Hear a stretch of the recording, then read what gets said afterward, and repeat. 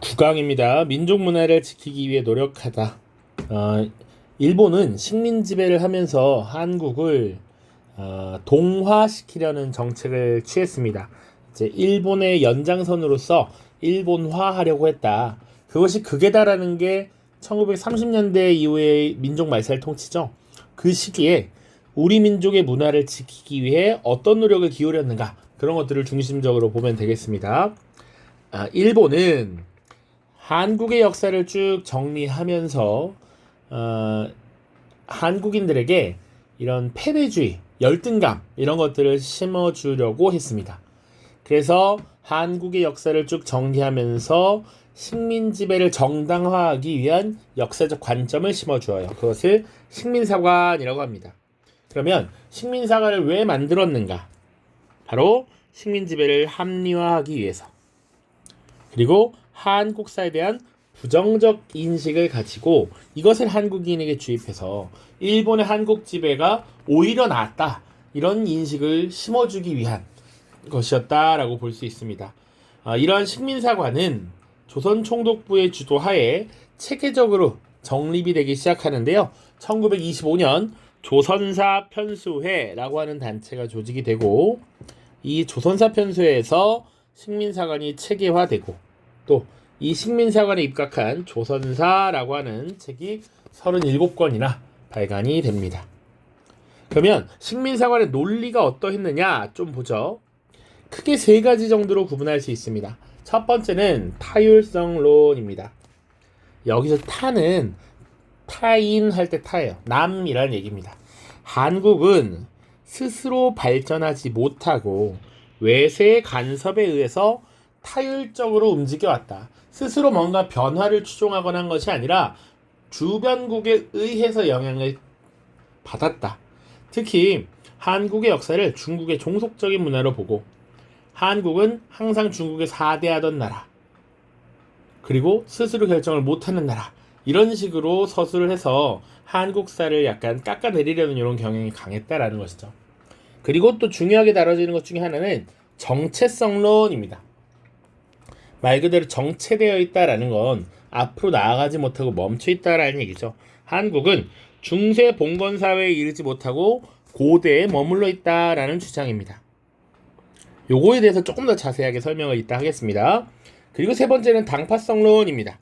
한국은 정치를 하는 사람들이 보면 항상 편가르고 싸웠어. 당쟁으로 망했고, 한국인의 민족성은 단결하기 어렵다, 이렇게 주장을 펼쳤던 것입니다.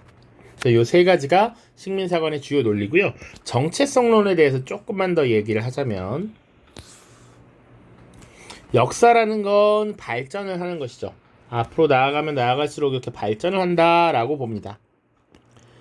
특히 마르크스의 유물사관에 기초한 역사 인식인데요.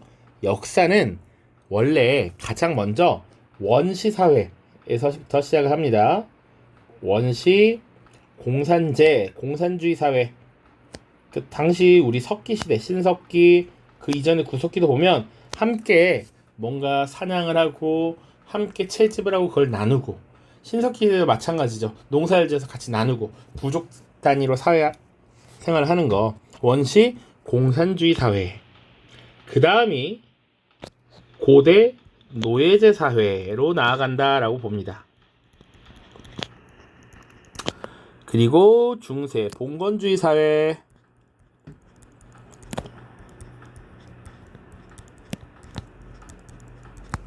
그리고 근대 자본주의 사회로 나아간다 라고 이렇게 봅니다.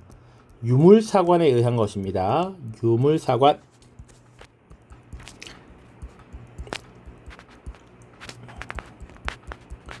자, 그런데 지금 일본은 뭐라고 했냐면, 일본은 고대 노예제 사회를 거쳐서 막부시대, 무사에 의한 봉건제, 그리고 자본주의로 나아가고 있어. 일본은 이렇게 나아가고 있어. 이렇게 나아가고 있는 게 사실 이런 기본 틀을 서양에서 마련한 것이기 때문에 서양도 이렇게 발전하고 있고, 그에 따라서 일본도 이렇게 앞다퉈 가고 있어. 그런데 이 조선은 지금 여기 멈춰 있다라는 것이죠. 중세 봉건제로도 가지 못했고 근대 자본주의로는 더 나아갈 수 없다. 그러니까 정체되어 있고 그것을 일본이 근대화의 길로 지금 이끌고 가는 것이다. 이런 설명이에요. 이런 것들에 대한 반박이 이따 나올 겁니다. 그래서 지금 식민사관의 논리 세 가지, 타율성론, 정체성론, 당파성론 봤고요. 실제 거기 역사 읽기에 40쪽에 보면 일제강점기 한국사 교육이라고 되어 있습니다. 그런데 당시 특징은 무엇이냐? 한국사도 일본사에 부속되었다라고 하는 것, 그 정도만 기억을 해두시고요. 이에 대응하는 우리의 역사 연구, 요걸 좀 중요하게 볼 겁니다. 살펴봅시다. 2번, 일제 식민사관에 맞서서 우리 역사를 연구하다. 역사학자들은 치열하게 역사를 연구하고 식민사관의 논리를 비판합니다. 이들에게는, 역사를 연구하는 사람들에게는 이것이 단순한 학문 연구가 아니고 민족 정신을 일으키는 독립운동의 일환이었어. 일본이 깎아내리는 우리 역사에 대한 자긍심을 불어넣는 한 과정이었다라는 얘기죠. 이 시기에 가장 주류였던 이런 역사학은 바로 민족주의 사학입니다. 우리 민족이라고 하는 관념을 굉장히 중요시 여기고 민족을 역사서술의 주체로 서술했다. 역사서술의 주체로 상정했다라고 보는 것이죠. 우리 민족이 지금 다른 민족이나 다른 국가에 의해서 좌지우지된 것이 아니야. 타율성론을 비판할 수 있는 근거가 되는 것이죠. 우리 민족이 주체적으로 어떻게 변화, 발전해 왔는지를 강조하는 것입니다. 독자성, 우리 역사의 독자성, 그리고 주체성을 강조하는 입장이다. 그래서 우리 민족을 주어로 두고 그 변화 과정을 주체적으로, 능동적으로 서술하고 있습니다. 대표적인 학자가 박은식이라는 인물이 있어요. 우리 박은식이 이미 여러 번 나왔습니다. 한국사 1 때도 나왔고요. 한국사 2에서도 나왔어. 박은식은 원래 성리학자였습니다. 유학자예요. 유학을 개혁해야 한다라고 하는 유교구신론이라는 주장을 펼쳤던 인물이기도 하고요. 가장 최근에는 뭘 다뤘냐면 우리 대한민국 임시정부의 2대 대통령으로 선출됐던 인물입니다. 이승만을 탄핵한 이후에 당시 어르신이었던 박은식을 2대 대통령으로 선출했다. 같이 기억해 두셔야 되는 내용이죠. 자, 이 박은식은 뭐라고 했냐면 국혼이라고 하는 것을 강조합니다. 정신을 강조해. 그래서 교과서 41쪽에 박은식이 작성한 글이 있는데 옛사람이 이르기를 나라는 없어질 수 있으나 역사는 없어질 수 없다라고 하였다. 그것은 나라는 형체이고 역사는 정신이기 때문이다. 이제 나라의 형체는 허물어졌으나 정신만이라도 오롯이 남아있을 수 없단 말인가. 이것이 내가 통사를 짓는 까닭이다. 그래서 대표적인 저작으로 박은식의 한국통사가 있어요. 독립운동사를 정리해서 한국통사를 저술합니다. 여기서 통은 아프다라는 의미야. 통증할 때 통, 한국의 아픈 역사. 그리고 한국 독립운동의 피 흘린 역사, 피로 쓴 역사, 이런 의미입니다. 그 다음 또 민족주의 사학의 대표적인 인물이 신채호가 있습니다. 신채호도 여러 번 나왔어. 우리 민족의 영웅, 그리고 위인전 이런 것들을 많이 쓰기도 했고요. 임시정부 다룰 때 외교 독립론이 한계를 맞이해. 그래서 당시 다양한 독립운동가들이 임시정부의 노선을 두고 국민대표회의라고 하는 것을 열어서 치열하게 논쟁을 벌이죠. 그 중에 창조파에 해당했습니다. 임시정부 해체하고 새로운 단체를 만들자. 그리고 이 신채호는 민중직접혁명론이라는 걸 강조합니다. 그래서 의열단의 활동 지침이었던 조선혁명선언이라고 하는 것을 직접 썼습니다.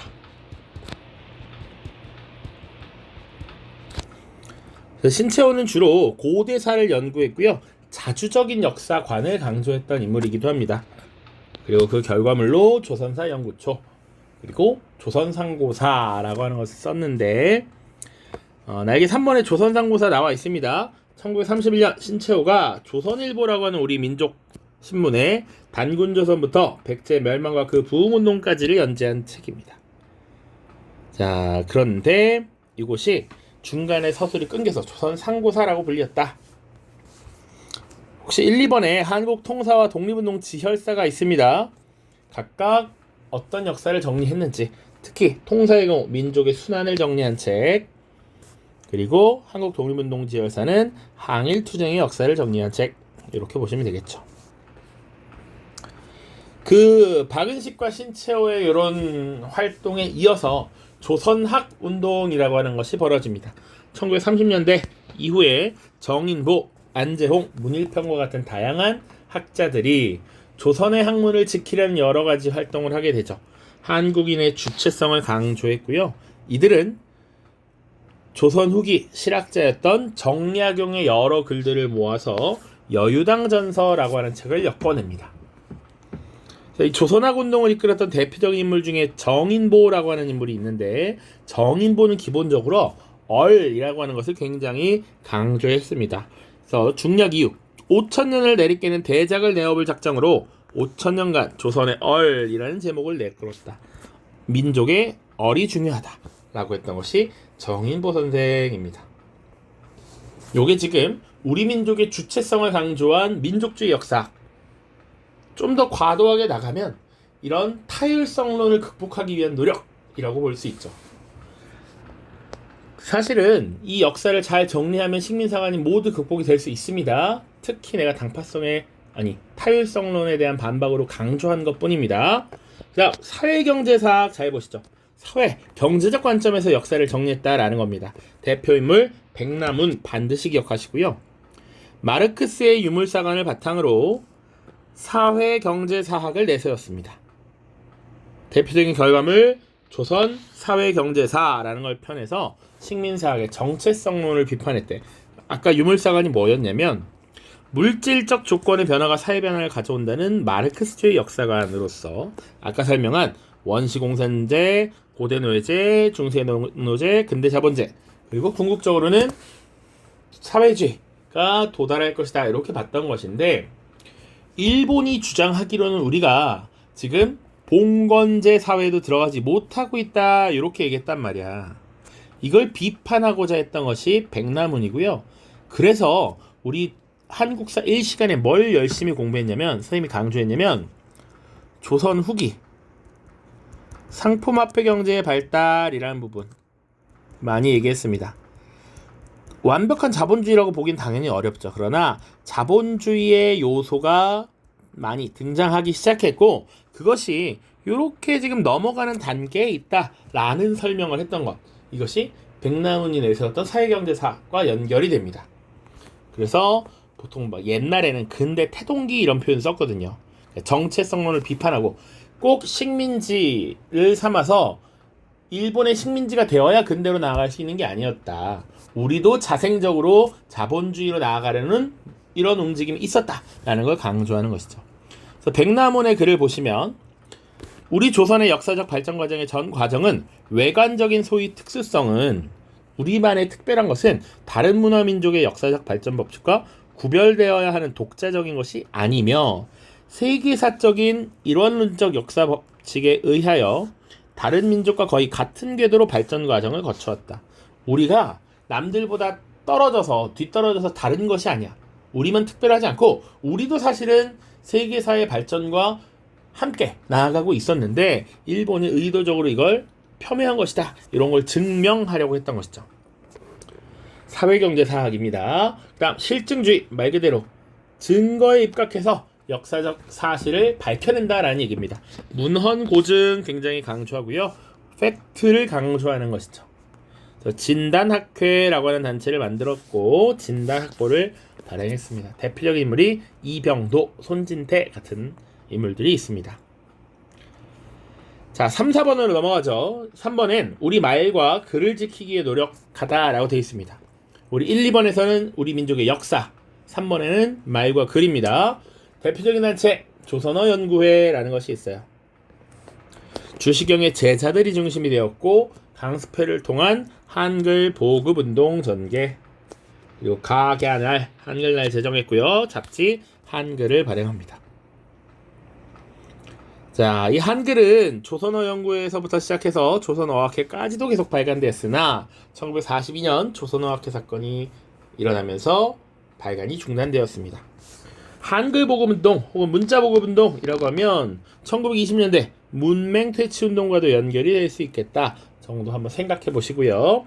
조선어 연구회를 계승한 것이 조선어학회죠. 이들은 한글 맞춤법 통일안, 조선어 표준말모, 외래어 표기법 통일안 이런 걸 제정했고요. 그리고 궁극적으로는 우리말 큰 사전을 편찬하려고 시도했습니다. 다만 일제 방해를 받았죠. 이 과정이 영화 말모이에 나타나 있는 부분입니다. 조선어학회는 당시 조선어를 연구한다는 것 자체가 조선인들의 독립의식을 고취한다 라고 생각한 일본의 압박을 받게 되죠. 조선어학회 사건으로 결국 해산되게 되는데 일본은 치안유지법을 적용해서 당시 조선어학회 회원 12명을 투옥시켰고요. 학회를 강제로 해산했습니다. 그래서 이 말모이 영화를 보면 마지막에 열심히 만들던 사전의 일부를 어디 창문에다 이렇게 던져 놓잖아요. 그것이 광복 이후에 발견이 되면서 지금까지 이어지는 것이죠. 우리말 사전은 어떻게 되었을까? 교과서 42쪽이 있는데 당시 우리말 사전 원고를 서울역 창고에서 찾아냈죠.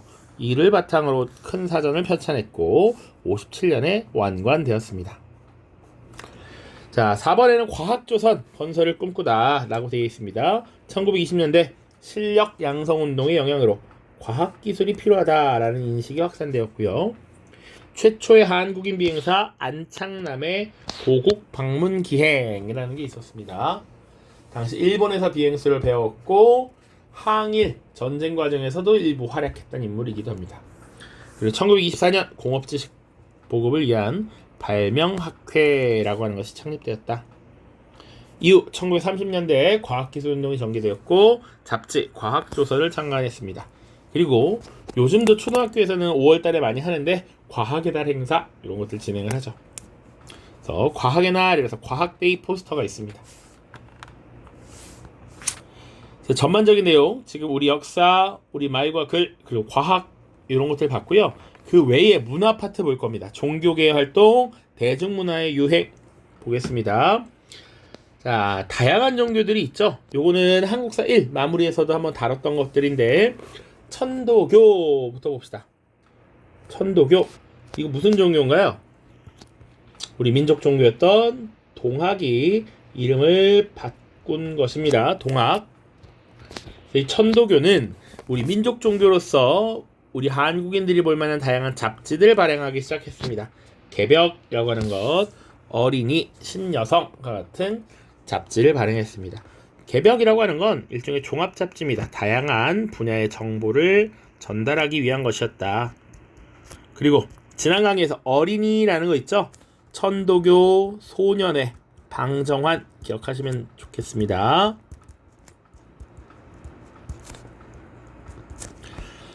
그리고 다양한 대중운동을 전개했다. 그래서 개벽 지금 잡지에 이렇게 창간호 사진이 있습니다. 개신교는 오늘날로 치면 교회죠. 물산장려운동, 농촌개몽운동에 참여했고요. 1930년대 우리 아직 안 다뤘는데 신사참배를 강요합니다. 황국신민화 정책의 일환으로서 일본의 전통적인 이런 뭐랄까요 종교화된 신토를 믿는 신사 같은 절이 있습니다. 일본을 위해 희생한 사람들을 모셔놓고 제사를 지내는 공간이라고 생각하면 돼. 이 신사참배를 강요했는데 이에 저항했습니다. 자, 그리고 대종교라고 하는 종교도 일종의 민족 종교죠. 나철과 오기호라는 인물이 단군 신앙을 토대로 만든 종교였잖아. 단군 신앙. 자, 이 대종교는 중광단이라고 하는 단체, 무장단체를 북간도 지역에 만들었죠. 그리고 북로 군정서에 합류해서 청산리 대첩에서 활약했습니다. 자, 우리 복습. 청산리 대첩 북로 군정서 이끌었던 것 김좌진 장군이 있죠. 김좌진. 그리고 중광단 북간도까지.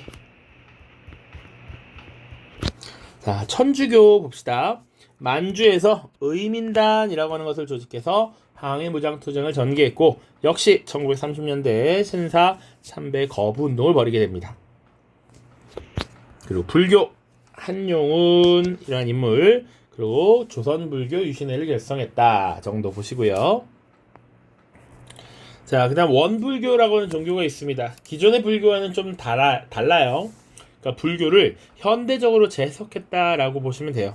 박중빈이라는 인물이 창시했고, 민중의 생활의식을 개혁하려는 새 생활운동을 전개했다 정도 보시면 되겠습니다.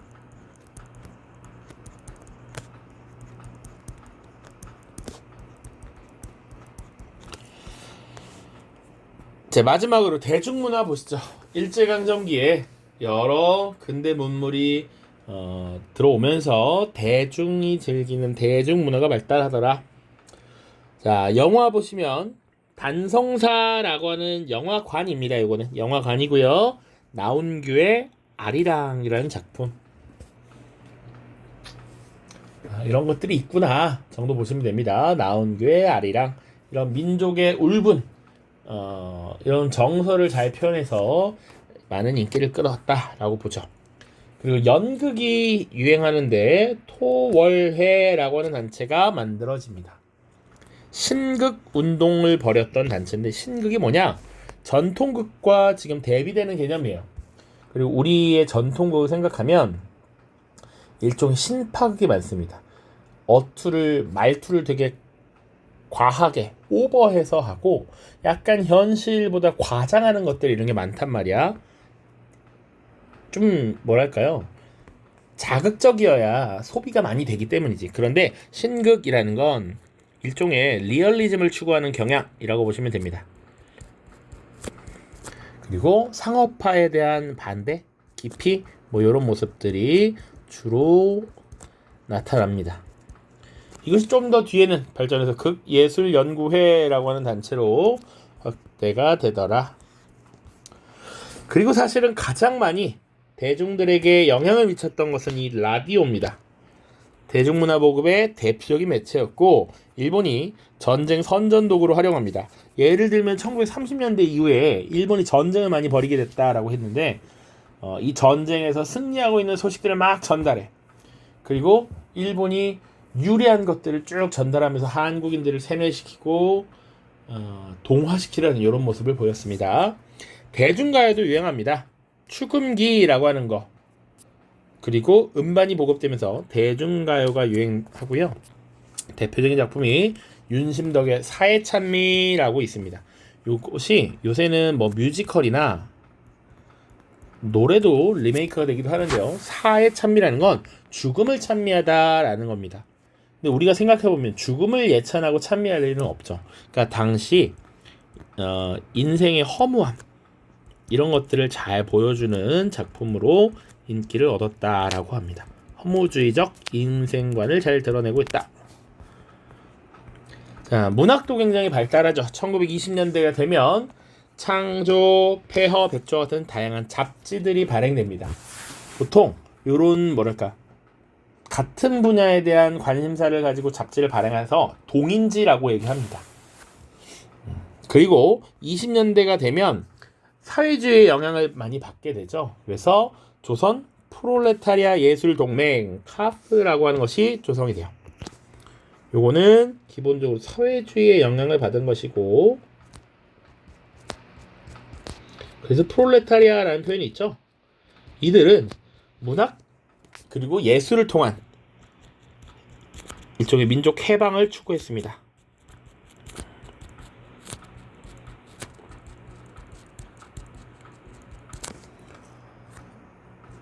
민족 해방 추구.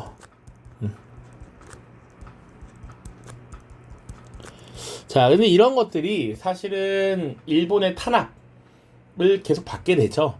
그러니까 우리 문화정치 시기에도 사실 일본의 검열이나 이런 탄압은 계속 됐잖아요. 그래서 1930년대가 되면 친일 문학이 많이 등장합니다. 일본에 협력하는 친일 문학자들, 혹은 이제 이런 정치나 현실 세계에 관심을 갖지 않고 순수 문학이 많이 발달하기도 해요. 반면 이런 친일 문학의 등장과 더불어서 일제에 저항하는 이런 맥락에서 저항 문학도 등장하죠. 우리 항상 그 국어 시간에 많이 배우는 인물 중에 이육사 시인 있죠. 대표적인 저항 문학, 이육사, 윤동주 같은 인물들, 저항 문학이 등장하기도 한다라는 거 보셔야 되고요. 스포츠와 관련해서는 조선체육회라고 하는 단체가 만들어집니다. 여기 우리 뒤에 대표적인 독립운동가로 또 배울 여운형 선생이 이것을 주도하기도 했고요. 그래서 서울과 평양에 축구팀이 만들어져서 경평 축구대회라는 걸 개최하기도 했습니다. 또 마라톤에서 맹활약을 했습니다. 1936년 베를린 마라톤 올림픽 마라톤 대회에서 손기정 선수와 남승용 선수가 각각 입상을 했죠. 그래서 여기 지금 꽃다발로 가슴을 가린 인물이 손기정 선수고요. 이쪽에는 남승용 선수입니다. 다 한국인인데 우리가 나라를 빼앗긴 상황이었기 때문에 일장기를 가슴에 달고 뛰었죠. 3위를 한 남승용 선수가 손기정 선수를 부러워했다라고 해요. 이 일장기를 가릴 수 있어서 뭐 이런 표현을 하죠. 요것들을 이제 또 보도를 해야 되잖아요. 기본적으로 우리 민족이 일궈낸 자랑인데 가슴팍에 있는 일장기가 너무 마음에 안 들어. 그래서 당시 동아일보를 비롯한 여러 신문사에서 가슴팍에 일장기를 지우고 이제 신문에 이 사진을 싣는 일이 발생합니다. 일장기 말소 사건이라고 하고요. 이 이후에 정간, 폐간 이런 조치들을 받게 됩니다. 그래서 교과서에 있는 사진 자료도 막 갖고 왔어요. 토월회라고 하는 것에 대한 사진, 당시 모임, 아리랑이라는 작품을 만든 나운규, 사회 찬미를 부른 윤심덕, 대중문화 보급에 가장 최전선에 있었던 라디오와 축구기, 경평 축구대회 이런 것들이 있습니다. 내용을 이렇게 쭉 잘 정리를 해보시고요. 이제 다음 시간에는 1930년대 이후에 민족 말살 통치 시기 모습들을 주로 살펴보도록 하겠습니다. 고생 많았습니다. 10강에서 만나도록 할게요. 안녕.